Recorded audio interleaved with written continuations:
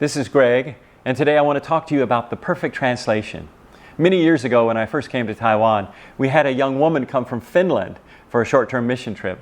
And she was invited by a pastor's prayer group to go and share her testimony. And so she went off, she shared her testimony for about 5 or 10 minutes. And she shared with them about how she'd struggled her whole life with the fear of man. And how sometimes, even at that moment, she continued to have this struggle with the fear of man. She said she had a good time sharing, and the pastors were really attentive. It's like they hung on every word. After she finished sharing, she was talking to her translator, and her translator says, "Listen, I have a little confession to make." He says, "I didn't understand. When you said fear of man, I didn't really understand what you were saying. And I translated it, affairs with men." Can you imagine what kind of testimony this was? This young woman from Finland gets up in front of all these pastors, mostly men, and she says, "Listen, I have struggled my whole life with affairs with men. And even today, I continue to struggle with affairs with men." I mean, it just changed everything. I guarantee you this was the best testimony these pastors have ever heard in their lives. It's no wonder they were so attentive when she was speaking. When you have a bad translation, it can kill the message. And on the other hand, when you have a good translation and you have a good translator, it fulfills the message. It makes it exactly what the speaker is sharing. I've had good translators and I've had bad translators. And when I have good translators, I'm confident because they're not only getting my words correct, they're getting my thoughts. They're sharing my thoughts. They're sharing my heart. They're sharing everything within me. When they see passion, they're sharing my passion. Sometimes they even share the same movements that I'm doing. I walk right and they'll walk with me. That's a great translator. It's a perfect image of who I am, of my heart and my thoughts. In John chapter 1, the Apostle John describes Jesus as the Word. He says, "In the beginning was the Word, and the Word was with God, and the Word was God." And we all know that the word "word" in Greek is the word logos. One of our problems is that logos is not easy to understand. It's a much, much fuller word, much, much deeper word than just the word "word."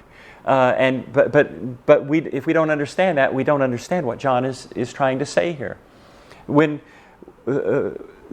someone is speaking and they speak out a word, the word logos includes not just the word being spoken, but everything behind it, the thoughts, the heart, the dreams, the plans, the desires, the passions of the person speaking. So this word here, this logos here, is not just the word that comes out of a person's mouth. It's everything where that word comes from. The whole, it's an expression of the speaker's heart.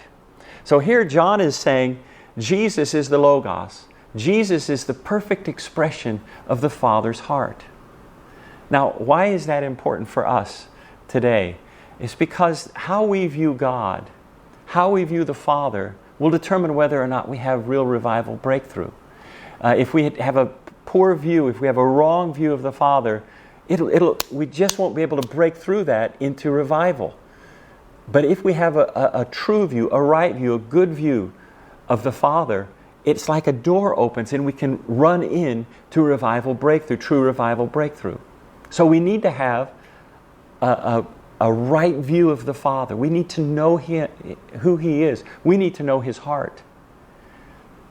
So when Jesus came to show us the Father, He is our key. He is our key to knowing the Father now. Many people say, I just had a bad example for my father. I didn't have a good human example, and so I have a hard time understanding who my Father really is. I understand that. I understand that sometimes we have bad experiences with our fathers and that it gives us a wrong view of God. But can I lovingly say, there's no excuse today. Why not? Because Jesus came to show us the Father, and He is the perfect expression of the Father. When you see Jesus, you see the Father. When you read about Jesus, you're reading about the Father. When you see Jesus' desires and plans and dreams, you're seeing the Father's desires and plans and dreams. When you see the passion of Jesus, when you see His loving kindness, you're seeing the passion and loving kindness of the Father. We have no excuses today because we can go and we can learn about Jesus. We can see Jesus. Jesus is the perfect translation of the Father. So I encourage you, go and listen to Jesus.